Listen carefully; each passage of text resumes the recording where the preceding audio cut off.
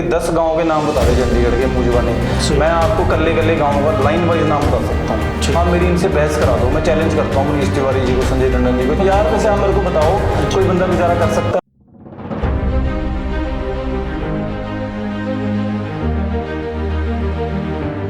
नमस्कार दोस्तों, आज फिर एक बार हम एक ऐसे शख्स के पास पहुंचे हैं जो चंडीगढ़ का नेता नहीं बेटा होने का दावा करता है।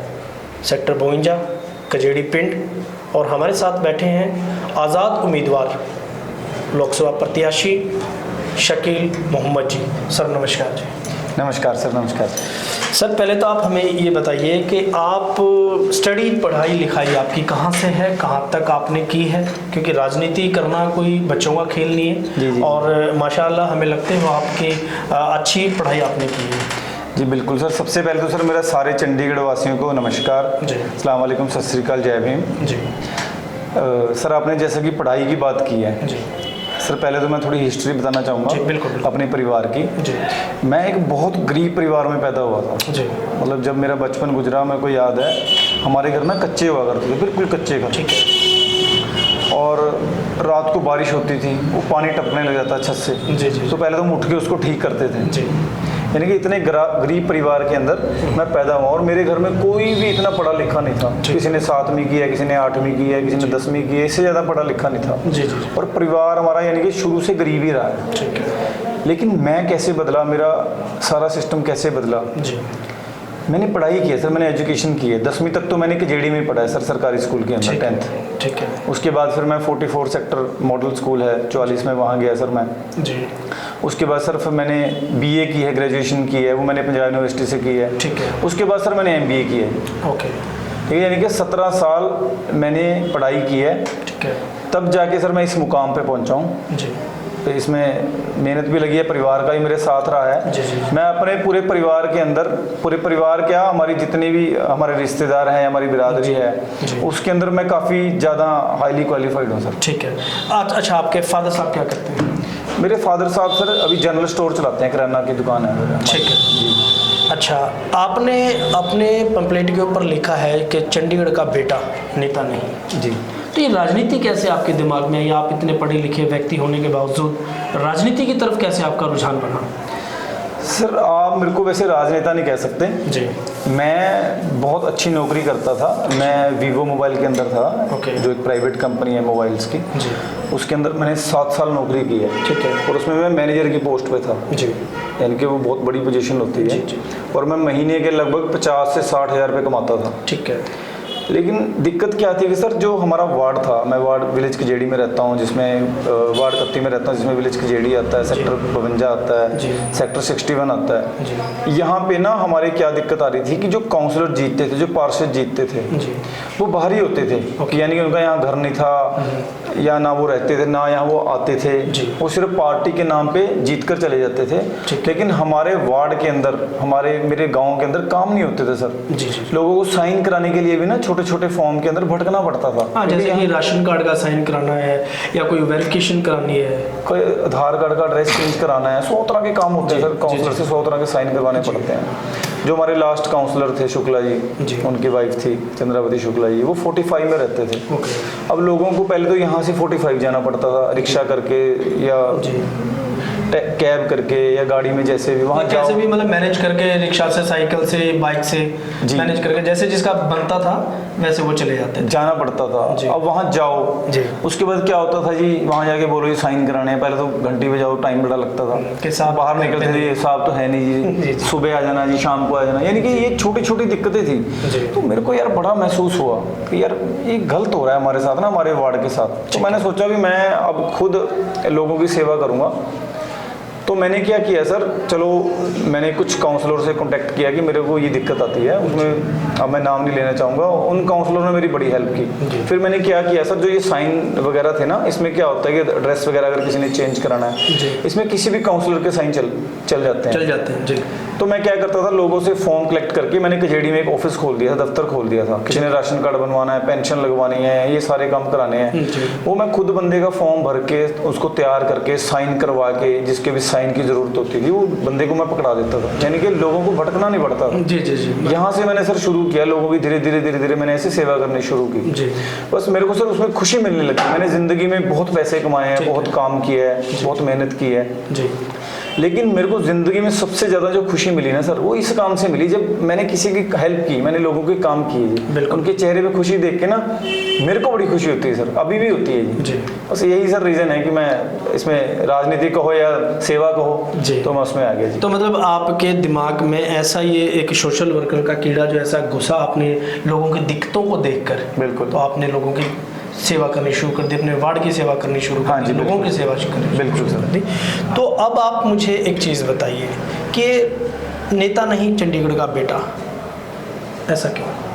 सर इसका कारण है। हाँ जी, कारण बताइए आप। मैं सर चंडीगढ़ का जद्दी रहने वाला हूँ, यानी कि हमारा जो गांव है ना विलेज, चंडीगढ़ तो चलो बाद में बना है, हमारा जो एक गांव है कजेड़ी, ये बहुत पुराना है। आप नेट पे भी हिस्ट्री पढ़ोगे 300-400 साल की आपको हिस्ट्री मिल जाएगी हमारे गाँव की। ओके, ठीक है। और मैं यहाँ का जद्दी रहने वाला हूँ, मैं बाहर से नहीं आया, मैं पंजाबी हूँ जी, ठीक है जी। मैं यहाँ पे रहता हूँ और बाकी जितने भी लीडर अभी चंडीगढ़ के अंदर इलेक्शन कॉन्टेस्ट कर रहे हैं, आप मनीष तिवारी जी को ले लो जी, वो पहले लुधियाना से इलेक्शन लड़े, फिर वहाँ से चेंज किया उन्होंने, या बदले या भागे आप कह सकते हो, फिर वो आ गया अनंतपुर साहब जी, वहाँ से इलेक्शन जीते, ठीक है। फिर वो अब चंडीगढ़ आ गए हैं सर, यानी कि वो लोकल यहाँ के नहीं है ना, उनको मुद्दों का पता है, ठीक है सर। दूसरी बात ये है, अगर मेरे को तो ये समझ नहीं आता कि मनीष तिवारी ऐसी जगह क्यों बदलते हैं बार बार इलेक्शन की, ठीक है। अब सर मैं हूँ, अगर मैं अपने वार्ड कजेड़ी में या चंडीगढ़ में काम कर रहा हूँ, मैं यहाँ का काउंसलर हूँ या मैं यहाँ का MP हूँ, यहाँ मैंने 5 साल लगाए हैं, अगर मैंने लोगों के काम किया, मैंने सेवा की है,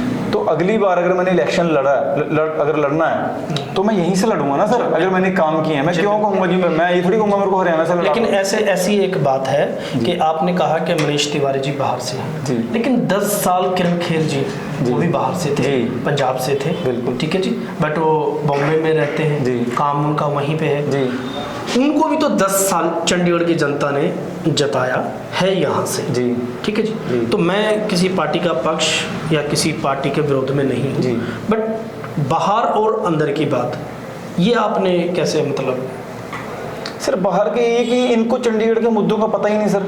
अच्छा, ठीक है। ये मनीष तिवारी जी बाहर के, किरण खेर जी बाहर के थे, 10 साल लगा के। आप मेरे को बताओ, किरण खेर जी ने 10 साल MP रहे हैं चंडीगढ़ में जी, कौन सा मुद्दा उन्होंने सॉल्व कराया? आपने कितनी बार उनको संसद के अंदर चंडीगढ़ के बारे में बोलते सुना? मैंने तो 10 साल में उनको मेरे ख्याल से एक बार सुना होगा, ठीक है। कोई उन्होंने मुद्दा नहीं उठाया, कभी बोले नहीं, यहाँ रहते नहीं थे पहली बात तो जी। मेरे गांव के इतने मसले हैं, मैं उनसे खुद भी मिला हूँ जाके जी। मेरे पास अभी भी उनकी रिसीविंग पड़ी होगी जी जी। जो मैंने उनको रिक्वायरमेंट दी थी अपने वार्ड के काम के, लेकिन कुछ भी नहीं हुआ सर उसके ऊपर। संजय टंडन जी हैं जी, संजय टंडन जी 35 से 40, वो भी यहाँ के नहीं है, मैं आपको वैसे बता दूँ। वो यहाँ पे रह रहे हैं, जद्दी वो भी यहाँ के नहीं है, जद्दी सिर्फ मैं ही हूँ सर, मैं ही यहीं का रहने वाला हूँ। वो भी बाहर से आके यहाँ पे बसे हुए हैं, इसलिए मैं कहता हूँ कि नेता नहीं चंडीगढ़ का बेटा। अब संजय टंडन जी को 35 से 40 साल हो गए सर राजनीति के अंदर। 8 साल वो प्रधान भी रहे हैं बीजेपी के, जब MP किरण खेर मैडम थे, ठीक है। मैं अब संजय टंडन जी से भी पूछना चाहूँगा कि उनकी अचीवमेंट क्या है। आज मेरे को बताएं कि मैं 35-40 साल से राजनीति में हूँ चंडीगढ़ के अंदर, कि मैंने चंडीगढ़ के अंदर ये करवा के दिया है जी। आप मेरे को उनसे पूछो जी क्या अचीवमेंट है जी उनकी। सर अचीवमेंट ही नहीं है जी कोई। अगर आपने इतने साल राजनीति की है, चंडीगढ़ में की है, प्रधान भी रहे हो आप, प्रधान की इतनी पावर होती है, बिल्कुल। MP भी प्रधान के अंडर आता है, LP प्रधान से बड़ा नहीं होता जी जी। उनकी अचीवमेंट तो पूछो ना सर, क्या अचीवमेंट है। यानी कि इनको पता ही नहीं सर, मुद्दों का ही नहीं पता, छोटे छोटे मसले हैं, मैं आपको उंगलियों पे गिना सकता हूँ, मेरे को याद है जी, ठीक है। तो पेंशन का मुद्दा है, बताइए क्या क्या मुद्दे हैं सर। मुद्दे ही मुद्दे हैं, पेंशन का मुद्दा है। हमारे यहाँ पे सबसे कम पेंशन है चंडीगढ़ के अंदर। आप हरियाणा में चले जाओ 3000 रुपये, पंजाब में 1500 रुपये है, हिमाचल में 1700 रुपये तक पेंशन है। हमारे यहाँ चंडीगढ़ में सिर्फ 1000 रुपये पेंशन सर, क्योंकि मैं ग्राउंड लेवल पे काम करता हूँ। 1000 रुपये से आप मेरे को बताओ कोई बंदा गुजारा कर सकता है? जो हैंडीकैप है, जो विधवा लेडी है, क्या कहाँ सर 1000 रुपये में गुजारा करेगा? बिल्कुल। उसके बाद सर आंगनवाड़ी वर्कर हैं जो, उनकी सैलरी सबसे यहाँ कम है। हाँ, मेन मुद्दा जो शहर का काफ़ी कूड़े के पहाड़ है। हमारी माताएं बहनें हैं जो आंगनबाड़ी में काम करती हैं, बिल्कुल, बट उनका काम कैसे चलता है, कैसे अपना गुजर बसर करते हैं वो, तो आप इन मुद्दों को लेकर शहर में जनता के बीच में जाएंगे। बहुत सारे मुद्दे हैं सर, मेरे को उंगलियों पे याद है सर। कूड़े का पहाड़ है, आज तक नहीं हटा। हर बंदा कहता है मैं हटाऊंगा जी, हटा है नहीं आज तक। जी। कॉलोनी वासी हैं, उनको मालिकाना हक नहीं मिल रहा सर। सही बात। उसमें बताओ क्या गलत बात है? अगर आप किसी ने मकान खरीद लिया, किसी ने बेच दिया, पैसा दिया है, उसके बाद प्रूफ है, सरकार को उसके नाम कर देना चाहिए। इससे तो सरकार की इनकम बढ़ेगी, सरकार के पास रेवेन्यू जनरेट होगा, पैसा आएगा, वो चंडीगढ़ के डेवलपमेंट के अंदर लगेगा। ठीक है। हाउसिंग बोर्ड का कितना बड़ा मुद्दा है सर। हाउसिंग बोर्ड के जो मकान है उनको ये तंग करते हैं, उनको अगर वो रिपेयर कराते हैं या उसको कुछ चेंजेस करते हैं, ये तोड़ देते हैं, उनका कार्रवाई करते हैं, नोटिस भेजते हैं। सर वन टाइम सेटलमेंट दे दो सर। आप कहीं भी मकान लो, कुछ ना कुछ चेंजेस तो बंदा करता है, उसमें क्या दिक्कत है जी? ठीक है। अब बूथ बने हुए हैं चंडीगढ़ के अंदर, सिंगल फ्लोर है, वो कहते हैं जी हमें परमिशन दे दो कि 1 फ्लोर हम और बना सकें, 1 फ्लोर और बना सकें। नहीं देते सर परमिशन। उसमें भी सरकार को फायदा है। आप परमिशन देने के बदले कुछ चार्जेस रख दो उसके, कितना सर सरकार के पास रेवेन्यू आएगा। इसी तरीके से सर बहुत मसले हैं चंडीगढ़ के, बहुत मसले हैं। नौकरियां नहीं मिल रही सर, कहाँ नौकरियां हैं चंडीगढ़? अच्छा, ये लोकसभा उम्मीदवार का जो आप अभी इलेक्शन लड़ने की जो तैयारी कर रहे हो, जी सर, तो किसी पार्टी से आपको ऑफर आया या किसी पार्टी ने कहा आप हमारी तरफ से लड़िए? नहीं सर, देखो ऐसा है, ये पार्टी से ऑफर तो आता है सर, पार्टी से ऑफर भी मुझे आया, बट मैंने सोचा है कि मैं आज़ाद ही लड़ूंगा सर, इंडिपेंडेंट ही लड़ूंगा। मैं किसी भी पार्टी में नहीं जाऊंगा। ठीक है। मैं इंडिपेंडेंट आज़ाद उम्मीदवार के तौर पे ही इलेक्शन लड़ूंगा सर। ठीक है। तो आपको क्या लगता है कि शहर के अंदर, क्योंकि आपके सामने मनीष तिवारी जी और संजय टंडन जी खड़े हैं, क्योंकि मंजे हुए खिलाड़ी हैं वो, आप ये कहते हो कि आप यहाँ के बाशिंदे हो, आपका जन्म यहाँ का, आपका गांव का जो इतिहास है वो 400-500 साल आप पुराना बता रहे हो आप हमें, तो लेकिन आपके सामने मजे हुए खिलाड़ी हैं, तो आप इनके सामने कैसे अपने आप को देखते हो? सर मजा हुआ कुछ नहीं होता। ये मजा हुआ क्या है, सिर्फ इनके पास क्या है, थोड़ा सा एडिशनल इनको बेनिफिट क्या है, इनके पास पार्टी का थोड़ा सा इनका कैडर है, इनके पास टीम है सर, और कुछ भी नहीं है। आप मेरी इनसे बहस करा दो, मैं चैलेंज करता हूँ मनीष तिवारी जी को, संजय टंडन जी को, चंडीगढ़ के मुद्दों में से बहस कर लें कि क्या अचीवमेंट है इनकी, ठीक है। और इनको नॉलेज ही नहीं होगी सर। मैं इनको चैलेंज करता हूँ मनीष तिवारी जी को, ये 10 गाँव के नाम बता दे चंडीगढ़ के, मुझे नहीं, मैं आपको कल्ले गाँव का लाइन वाइज नाम बता सकता हूँ, और कल्ले गाँव में मैं आपको आंखें बंद कर दूँ, मैं तब भी पहुँच जाऊँगा सर। ये लोकेशन लगा के भी नहीं पहुँच पाएंगे। सही है। तो ये चीज़ है सर, मेरे को इनसे ज़्यादा नॉलेज है सर, ज़्यादा मुद्दे मेरे को इनको पता है। ये तो बड़े बड़े सर कैंडिडेट आ जाते हैं, पार्टी के नाम पे वोट ले लेते हैं, 2-2, 2.5 लाख, दोबारा मिलते कहाँ हैं सर? जब भी इनके पास जाओ, ये साहब दिल्ली हैं, साहब मीटिंग में हैं, यही काम सर चलता रहता है, पर काम नहीं होते सर। ठीक है। काम नहीं होते जी, काम तो सर इसलिए मुझे आगे आना पड़ा जी, क्योंकि इनसे मुझे उम्मीद नहीं रही जी बड़े लीडरों। देखिए, बहुत अच्छी बात है कि हमारे चंडीगढ़ शहर के अंदर जो पुराने राजनेता थे वो नहीं, अब युवा आगे आ रहा है, और ऐसे ही बहुजन समाज पार्टी से जो कि डॉक्टर हैं, प्रोफेसर हैं रितु सिंह जी, और अब आप शकील मोहम्मद जी जो सामने आए हैं, बीए हैं, एमबीए की हुई इन्होंने, बहुत पढ़े लिखे हैं, तो शहर का युवा शहर को संभाल सकता है। तो सर आप मुझे एक चीज़ बताइए कि इस इलेक्शन में आप क्या देखते हो कि कितनी आप इनको टक्कर दे पाओगे, कितनी वोटों से आप किसको हराना चाहते हो? सर इस बार के जो नतीजे होंगे ना जी, सबको हैरान करेंगे सर। मेरे को ना सारे लाइटली ले रहे हैं। मैंने सर 12 साल चंडीगढ़ के अंदर नौकरी की है, मेरा बहुत बड़ा सर्कल है। ठीक है। मेरे जो जिस लाइन में मैंने काम किया है उसमें कम से कम 500-600 तो रिटेलर हैं, दुकानदार हैं चंडीगढ़ के अंदर, जिसके साथ मेरा डायरेक्ट इंटरेक्शन रहा जी। उनसे मैंने परिवार की तरह काम किया। उसके बाद वहाँ पे लड़के काम करते हैं, ठीक है, कईयों को मैंने खुद नौकरी में लगवाया है, उनका स्टाफ है, उनका परिवार है। इसके अलावा सर मेरे रिलेटिव सारे चंडीगढ़ के अंदर हैं। चंडीगढ़ का कोई भी ऐसी जगह नहीं है जहां मेरा रिश्तेदार ना रहता हो सर। ठीक है। वो मेरी सपोर्ट करेंगे सर। मेरी कम्युनिटी जी, मेरी मुस्लिम कम्युनिटी, ठीक है, उसमें मेरे जो ससुर जी हैं उनकी भी अच्छी बात है। वो चंडीगढ़ सेक्टर 20 की जो मस्जिद है, मरकज़ है, उसके मेंबर भी हैं। अच्छा। डेराबस्सी हल्का कॉन्स्टिट्यूंसी उसके प्रधान है वो। अच्छा। मुस्लिम कम्युनिटी के। अच्छा। और वो भी बहुत पढ़े लिखे हैं, रिटायर्ड अफसर हैं पंजाब सरकार से। ओके। अब्दुल गफूर जी उनका नाम है। वो भी अभी वो थोड़ा गए हुए हैं जमात के अंदर, बहुत जल्दी वो आएंगे और वो मेरे साथ सपोर्ट करेंगे। और मेरा वार्ड, मेरा गांव तो मेरा है ही है, मेरा अपना घर है जी। यहाँ के जो लोग हैं वो तो मेरे को सपोर्ट करेंगे। ठीक है। तो अभी जैसे कि देखते हैं हम कि देश के अंदर अभी 2 चेहरे चल रहे हैं प्रधानमंत्री के, उसमें नरेंद्र मोदी जी और राहुल गांधी जी।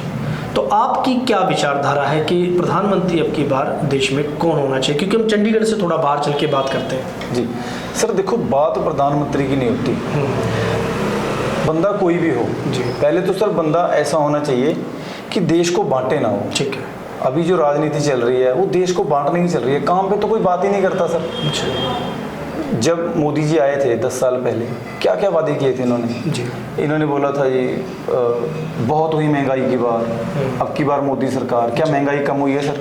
आप पेट्रोल के रेट देख लो, डीजल के रेट देख लो, सब्जियों के रेट देख लो, दालों के रेट देख लो, तेल के रेट देख लो, एक्टिवा स्कूटर गाड़ी लेने जाओ आप डबल रेट हो गए हैं। जो 50,000 की एक्टिवा आती थी आज 1 लाख रुपए की है। ठीक है। इन्होंने कहा था जी हम 2 करोड़ नौकरियां देंगे हर साल। जी सर, मिल गई क्या नौकरियां? कहाँ मिल गई सर? अग्निवीर रख रहे हैं जिनको 4 साल बाद 5 साल बाद ही हटा देते हैं। नहीं, अग्निवीर आपने चलो जिक्र किया है, क्या ये सही है, देश के हक में है? सर कैसे ऐसे ही? हमारे को बताओ, आप अग्निवीर रख रहे हो 4 साल के लिए 5 साल के लिए, सर 2-3 साल में तो ट्रेनिंग ही पूरी होती है उसकी। मेरे गांव का भी है एक लड़का अग्निवीर में गया है, सिलेक्ट हुआ है। अच्छा। उसकी 2-3 साल हो गए तो उसकी ट्रेनिंग चल रही है जी। और ट्रेनिंग में उसके बाद रिटायर हो जाएगा 1 साल में। तो उसने सर क्या हुआ, ये तो हम नजायज़ का हम उनको एक्सपेंड सरकार ने अपने ऊपर डाल लिया। ठीक है। ये तो सर जैसे पहले चल रहा है, और वो आर्मी वाले तो वैसे सर इनको जैसे पहले चल रहा था वैसे चलना चाहिए। आर्मी तो वैसी चलनी चाहिए जैसे शुरू से चलती है। बिल्कुल सर, क्योंकि आर्मी स्ट्रॉन्ग होगी तो भारत स्ट्रॉन्ग हुआ। बिल्कुल सर, भारत स्ट्रॉन्ग होगा तो भारतवासी स्ट्रॉन्ग होगा। बिल्कुल सर। ठीक है। तो वापस हम चंडीगढ़ के ऊपर आते हैं। तो चंडीगढ़ में आप कितनी आप देखते हो कि भी मैं इतने % मार्जिन से जीत रहा हूँ या इतनी वोटें मैं निकालूंगा? नहीं सर, परसेंटेज नहीं मैं कह सकता, लेकिन मैं बहुत स्ट्रॉन्ग कैंडिडेट हूँ। अगर कोई ये सोच रहा है ना चंडीगढ़ में या मेरे को इग्नोर कर रहा है, तो बहुत बड़ी गलती कर रहा है सर। ठीक है। मेरे सर ग्राउंड लेवल पे मेरे लिंक है, मुझे पता है समस्या क्या है, किस चीज़ पे लोग वोट डालते हैं। मेरे को सर नॉलेज है, मैं डेली ये काम करता हूँ। तो ये हवा में घूम रहे हैं बस कि हाँ ये ढोल बजा लिया, रैली कर दी, रोड शो कर दिया, ऐसे वोटें नहीं मिलती सर लोगों को। फिर आप भी रैली या रोड शो करोगे? सब कुछ करेंगे सर। अच्छा। पहले अभी नॉमिनेशन करूंगा। अच्छा। अभी तो मैं सर एक्चुअली किसी को पता ही नहीं है, मैं अंदर खाने में जाता हूँ, मैं आराम से लोगों को मिलता हूँ, बताता हूँ अपने बारे। वैसे मुझे जानते हैं चंडीगढ़ में ज़्यादातर लोग, पर मैं ऐसे ढोल धमाके से अभी कुछ नहीं कर रहा। ठीक है। मैं अंदरूनी लोगों से मिल रहा हूँ और सपोर्ट के लिए बोल रहा हूँ।